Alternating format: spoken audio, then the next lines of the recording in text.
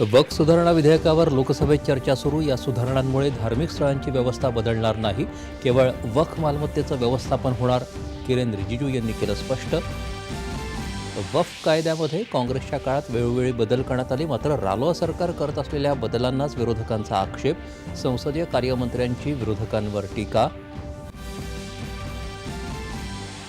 2013 साली काँग्रेसनं वक्फ कायद्यात रातोरात केवळ तुष्टीकरणासाठी केलेल्या सुधारणांमुळेच या सुधारित विधेयकाची गरज. गृहमंत्री अमित शहा यांचा चर्चेदरम्यान आरोप. वक्फच्या नावावर संपत्ती घशात घालणाऱ्यांना पायबंद घालणारं हे विधेयक गरीब मुस्लिमांच्या हिताचं आहे, हे त्यांच्याही लक्षात येईल. अमित शहा. वक्फमध्ये सुधारणा आवश्यक, मात्र सरकारचं विधेयक देशाच्या एकात्मतेला धोका पोहोचवत मुस्लिम धर्मात ढवळाढवळ करत असल्याचा काँग्रेस नेते गौरव गोगोई यांचा आरोप.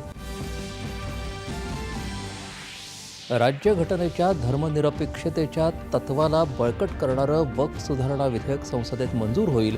मुख्यमंत्री देवेंद्र फडणवीस यांनी व्यक्त केला विश्वास. वक्फ सुधारणा विधेयकाला समर्थन देण्याची शिवसेनेची भूमिका स्पष्ट. शिवसेना उद्धव ठाकरे पक्षाची भूमिका पळपुटेपणाची असल्याची एकनाथ शिंदे यांची टीका.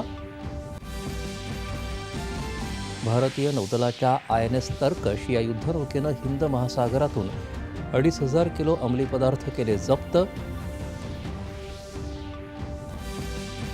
आणि बुलढाणा जिल्ह्यातील शेगाव खामगाव महामार्गावर आज पहाटे झालेल्या तिहेरी अपघातात 5 जणांचा मृत्यू तर 24 जण जखमी.